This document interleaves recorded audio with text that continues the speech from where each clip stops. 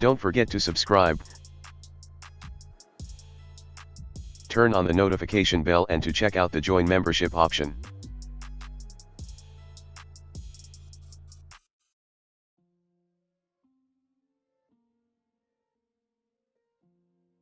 Alright guys, so welcome to this video, and today I will be showing you how to make Kagune attacks. So this is our part 2 from our Kagune video, and I thought about making 2 attacks.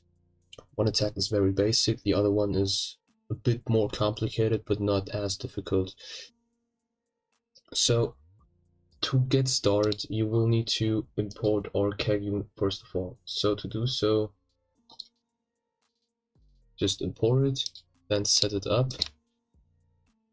So put all of these things in their correct order. So do this.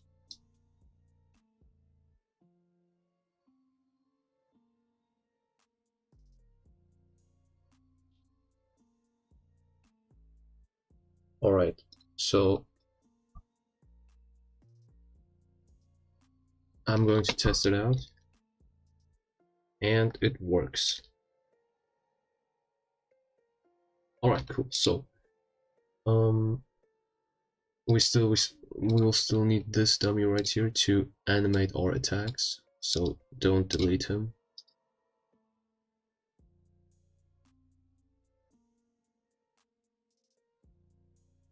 Okay, so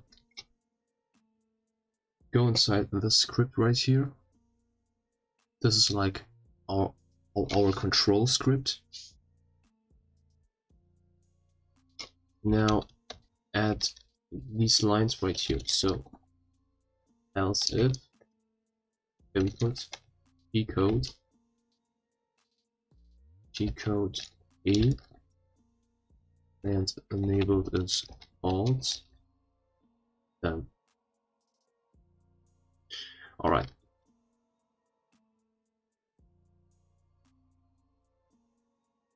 So if the E key was pressed and our cooldown value is false, then the basic Kagune combat will be played or will happen. Therefore, we need to set this cooldown value to enabled, so this check fails. So we have some kind of cooldown of, I don't know, 2 seconds. So we have a cooldown of 2 seconds. It takes 2 seconds for this value to be false again and to be able to pass this check again, which means that the attack will be played another time. So remote fire server Kagune combat. So this is our first attack, our Kagune combat on the E key. Now let's make a second attack on the R key called Kagune. I'm gonna call it Kagune Smash because I'm very uncreative and cannot come up with any better idea right now, but you guys will see what this attack is going to be about. So Kagune Smash, let's set this to free. Alright, so now I'm going to be animating these attacks. Create new Kagune combat. What? To be honest, this name does not actually fit. I'm gonna call it Kagune Snap.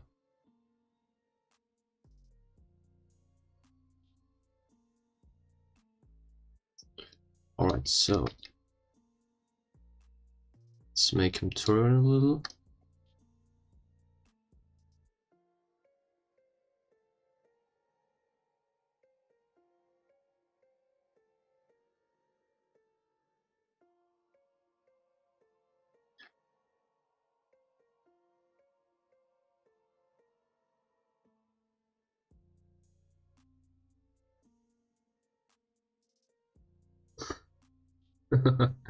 This looks very, very weird, to be honest.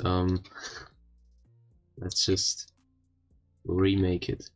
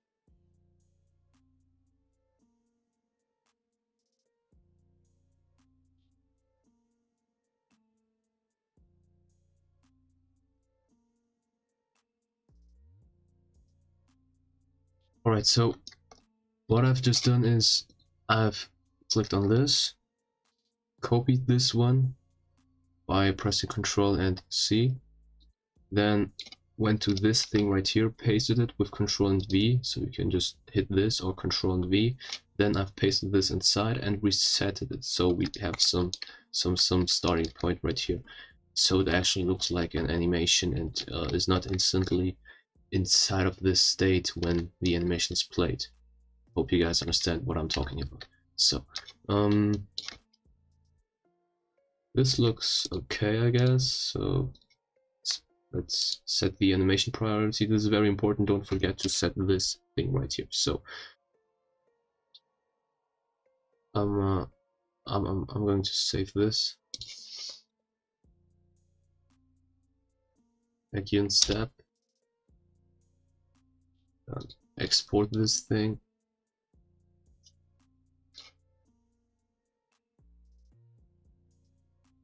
Okay, very important, copy this ID and keep it somewhere because we will be needing it later. So I'm gonna keep it right here, again step.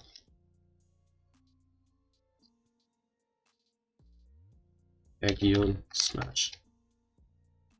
Okay, now I'm going to proceed with the Kagune smash animation. So let's create a new one. Kagune smash. And I want the Kagune to be slammed or smashed onto the ground, and then some kind of effect pops up, so the ground pops up or breaks and damages the player in front. So that was my thought about this attack. This probably seems a bit unrealistic, but I'm gonna be honest, I don't have any idea about what other attacks I could create for this Kagune. So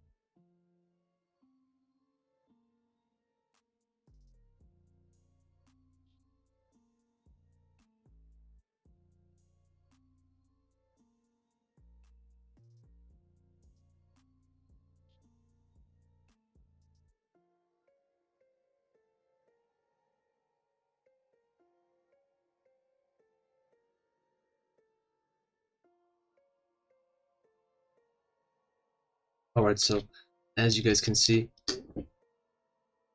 the Kagune is being slapped onto the ground, causing the ground to break and damage the player in front. So that was my idea behind this attack. I'm going to be exporting this, so keep the animation ID as well, and don't forget to set the priority to action as well. So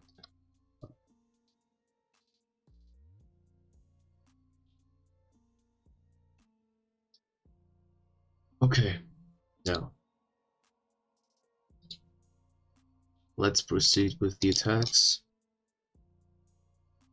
So we have already scripted this, so when the E key is being pressed, the Kagune step attack will begin by this fire servers the remote event with the argument Kagune step. So this causes, so the fire serving causes this,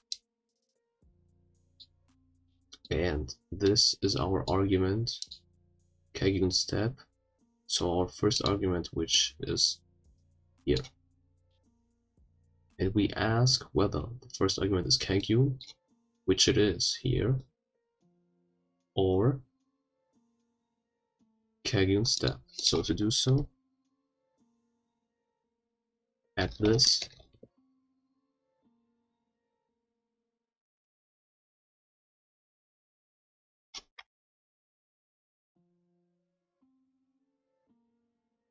so we fire serve this remote event, this script reacts to it, gets this value, and checks whether the value is actually this and not this or this, because we want it to be this in order to create the Kagune step. So let's check this out first. As you can see, it works. So there's something else which needs to be checked as well. So we want this attack to happen once the Kagune is equipped. So we need to check whether it is equipped or not. This means that our Kagune needs to be true. So this is basically the same as Kagune true. This is actually the same, so it doesn't matter to write Kagune double equals true or just Kagune. So now if I press E, nothing should happen. So as you can see, nothing happens. Once I press Q and equip the Kagune and press E, something happens. So now let's create an animation.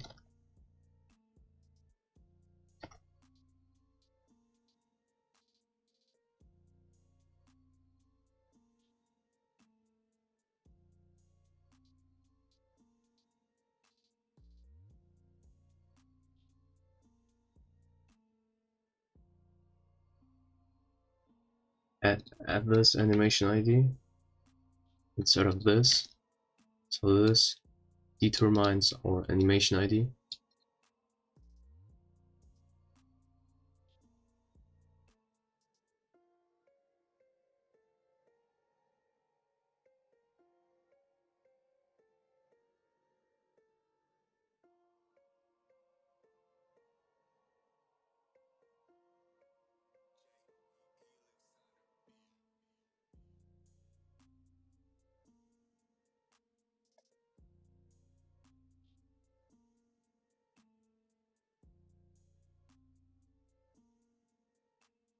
So let's check this out first.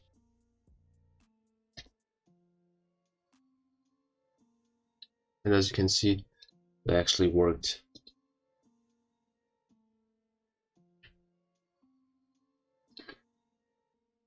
Maybe we should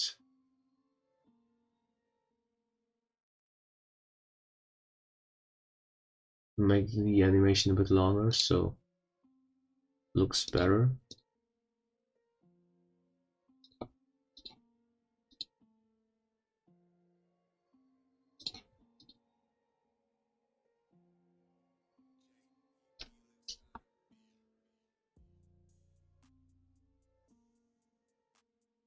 So, like this.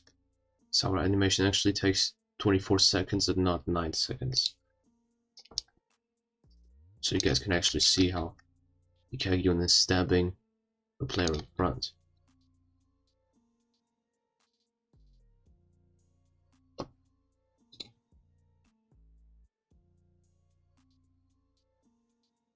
Alright, let's check this out another time.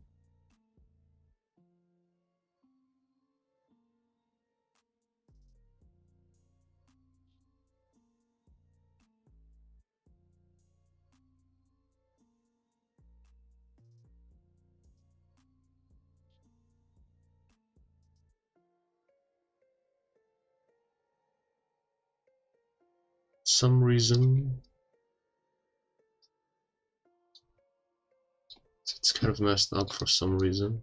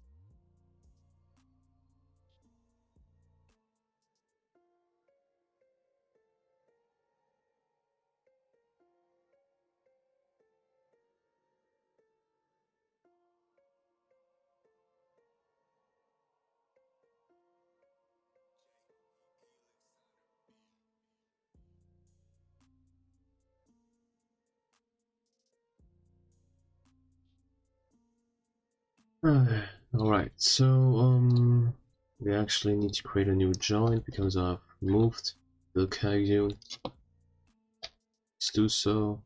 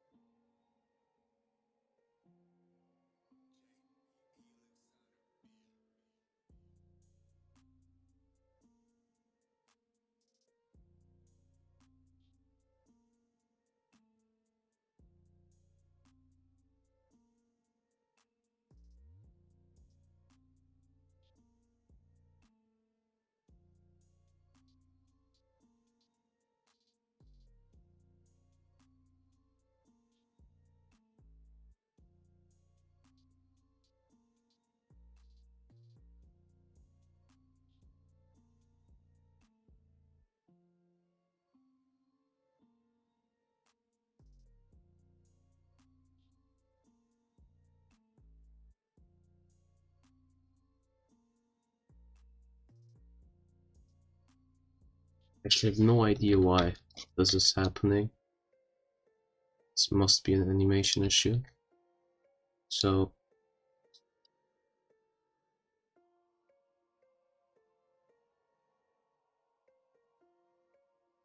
I'm going to be reanimating this. So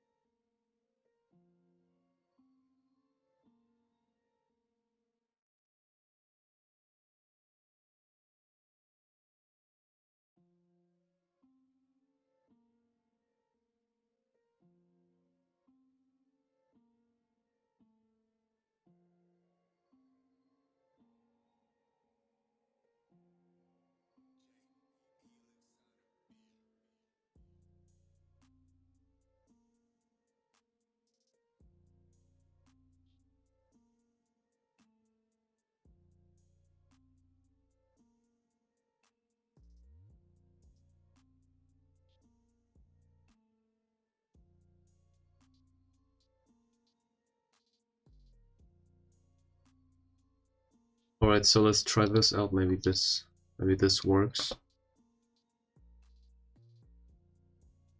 I hope so, because it's really annoying, to be honest. Alright, so this seemed to work. That's good. Alright, so that's actually a very good sign.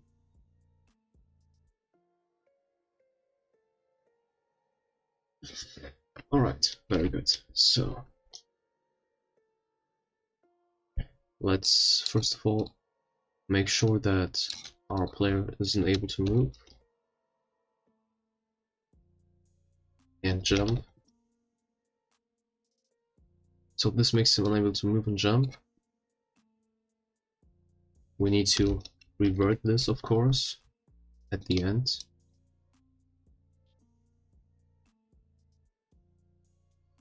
Now, what we want to do next is we made the player unable to move. We played the animation. Now we want to check whether the Kagune was hit. In order to do so, we check whether this part, this tip, was hit. So we want to check for the Kagune first. So this refers to the Kagune instead of the character, because there is one once the Kagune is equipped. And then you want to refer to the tip, so for the part called 6, or this. And once this was touched, we want to get the thing which hit it. Then we want to check whether this thing is the child or part of a dummy which contains a humanoid, therefore can be damaged, or which is a part of a player, means can be damaged as well, because it contains a humanoid. So if it can be damaged and contains a humanoid and is not our player, so the character's name does not equal our name. So if these requirements are met, then we can proceed.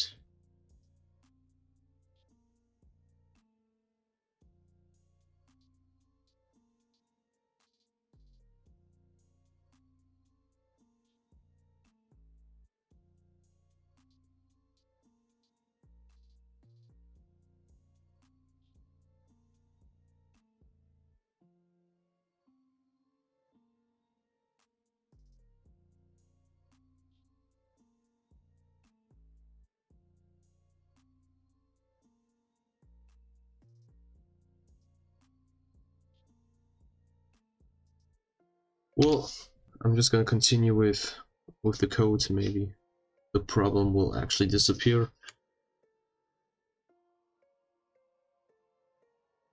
So in order to prevent spam damage, we need to check whether the player has attacked the dummy or the player in the past time.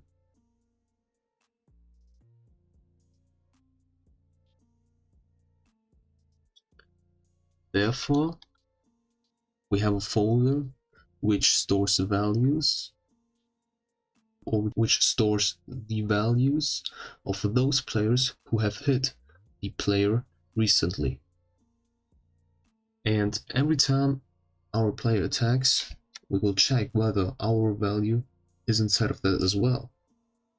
So when our value is inside of that, means that we have actually damaged the player recently and therefore cannot damage the player or the dummy for a specific amount of time to prevent spam damage. So we check for this hit folder, inside of the hit character, so the person which hit our Kagune or whom we hit with our Kagune.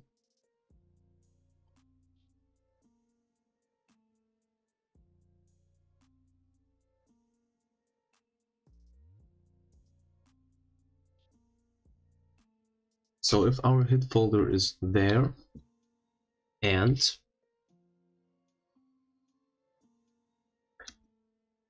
our value isn't inside of it, so our value will be will carry our name, then you will be able to damage that dummy or player. But before you do that, you need to leave another value inside for the next time you want to damage that dummy or player. So you create this value and make it disappear after 3 seconds maybe. So this is very important because this is the time in which you cannot attack the player again.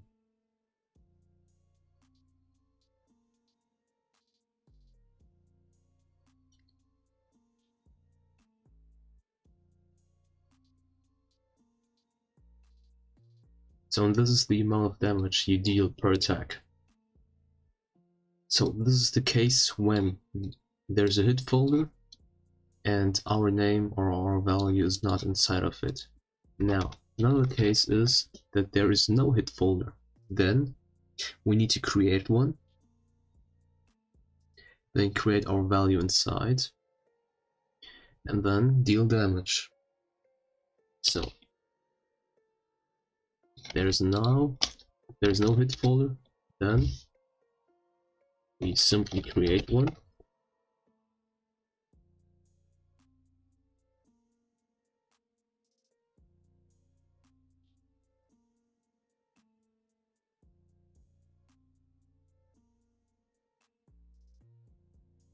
Then put our value inside and deal damage. So this is the damage dealing mechanism I'm using. It's actually pretty simple once you've understand it. And yeah, so you may be asking why we're not checking for other cases. For example, when there's actually a value inside. Well, in this case, when there's a value inside, then our player shouldn't be able to attack. And checking for this would not make any sense because we are only checking for those cases in which our player is allowed to deal damage. And these are the two cases. So when there is no value of our player, and when there is no value of our player because there's no folder. So these are the two valid cases. Now let's check where this thing works. Hope so. As you can see, it worked, but it dealt spam damage for some reason. So let me import some zombies just to check this out.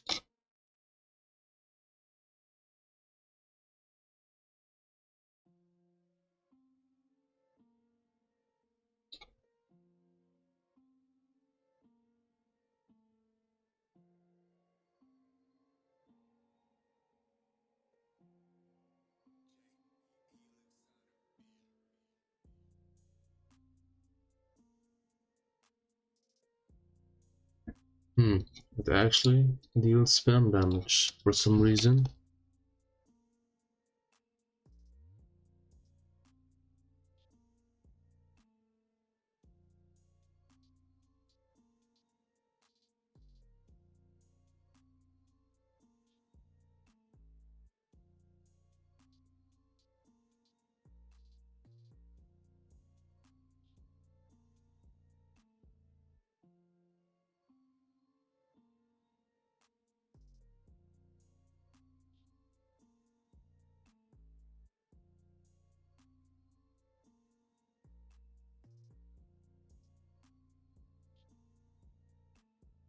Oh.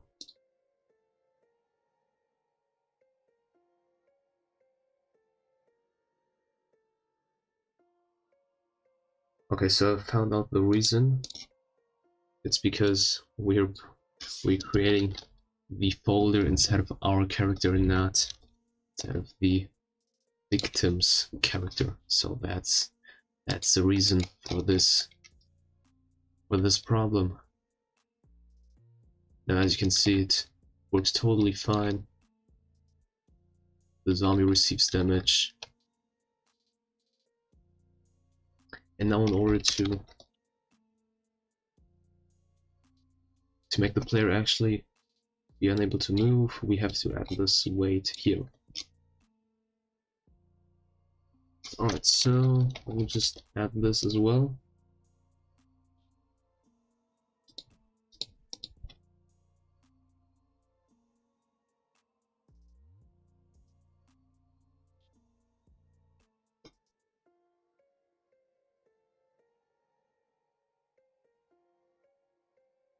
Alright, so let's proceed with the Kagune smash attack.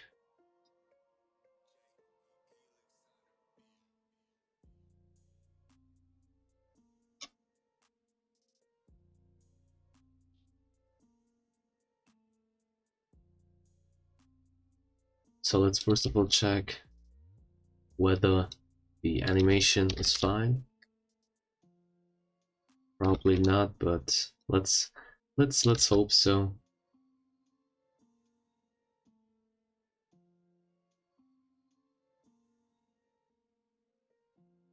Yeah. So there's actually an issue.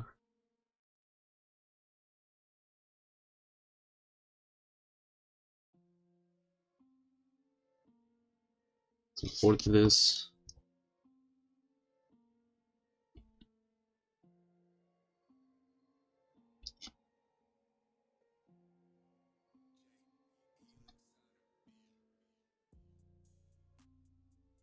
Is there actually an issue? Because this seemed fine. Yeah, there is. So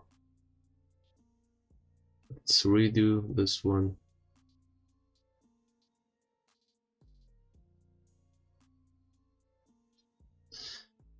Oh, alright, so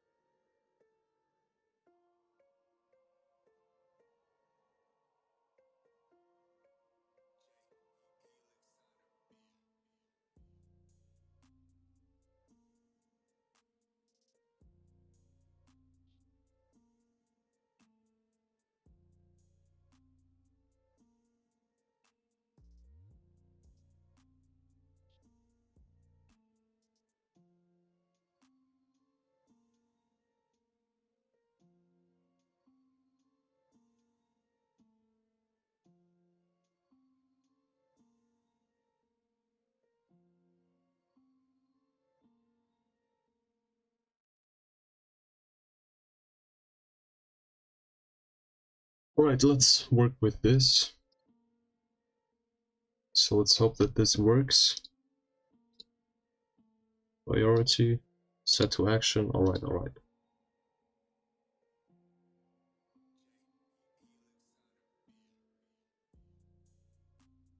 Alright, so this actually works fine. Very good, very good. Now,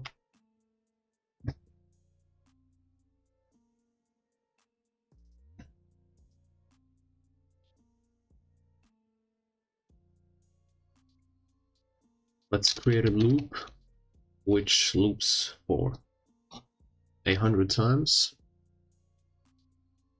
Then we will create some parts.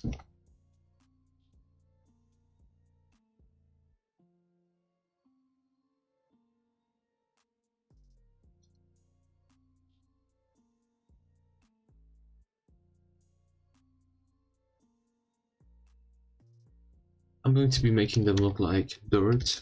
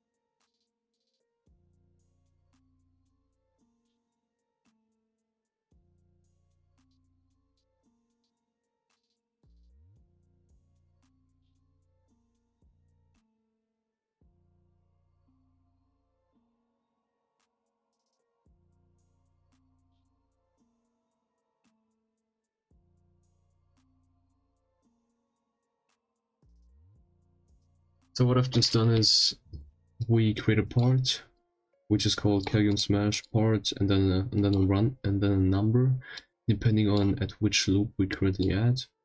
We set the material to concrete, we set the color to reddish brown, and then we make the size being influenced by the amount of loops we are already at.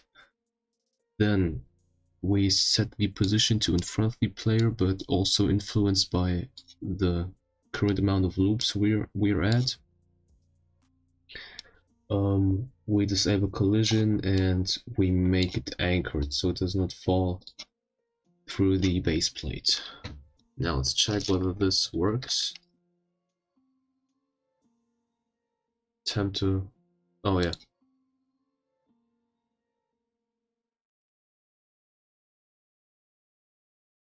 So I forgot to add this dot new to it. Now.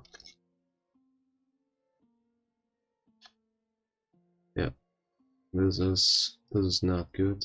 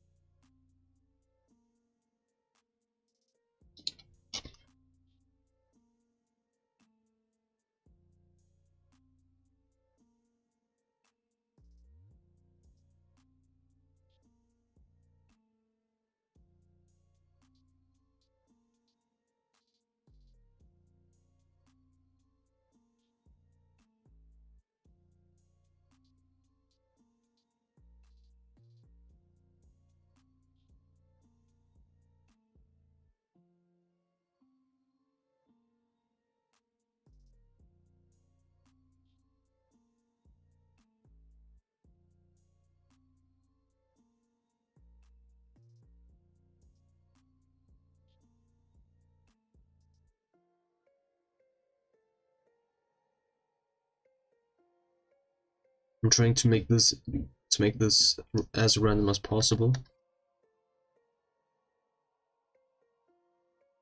This is like too random.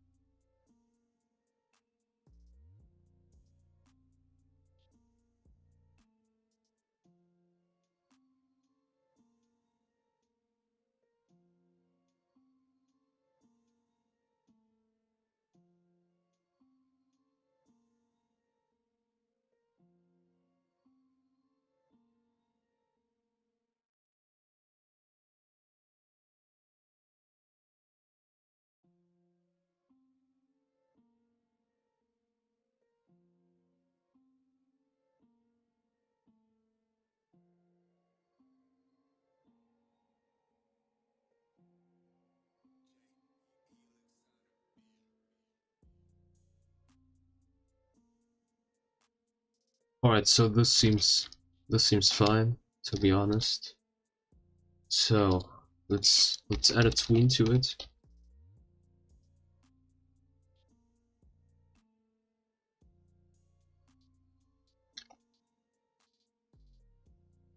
So the tween will just make some kind of transition, make it look like an effect, and make it look a lot of cooler overall. That's why we are going to use this in the first place. So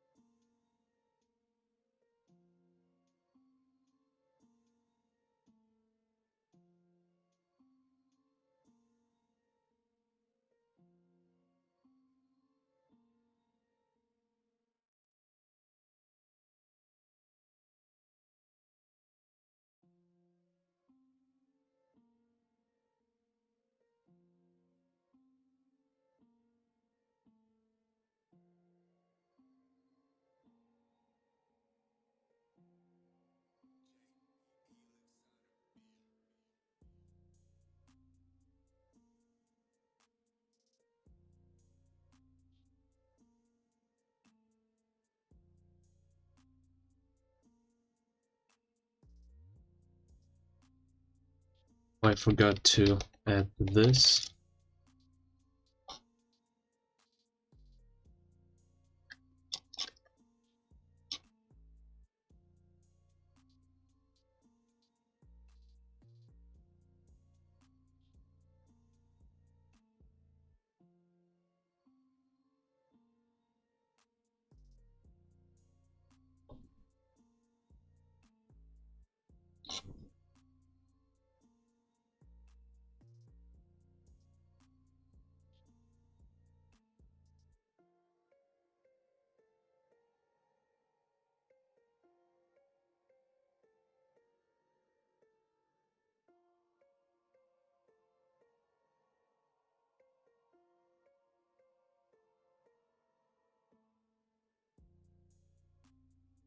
Alright, so it works kind of fine now. Now let's add the damage dealing part.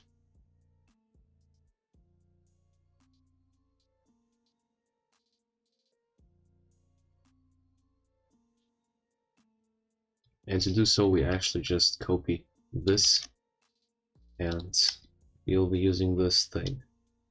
So once the X part, so our third part was touched, then it'll it'll do all of these things I've just explained earlier. Let's change the damage right here. Okay, so we actually want to clean up these parts as well, and to do so, let's do this. So this makes the code in between this and this run apart from all of these. So if I add a loop inside of this, it will not interrupt this or the part after, so it will just be a matter inside of these two.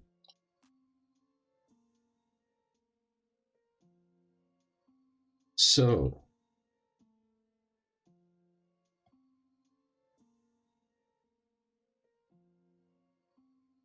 let's create a tween which will make these parts disappear. Then delete after.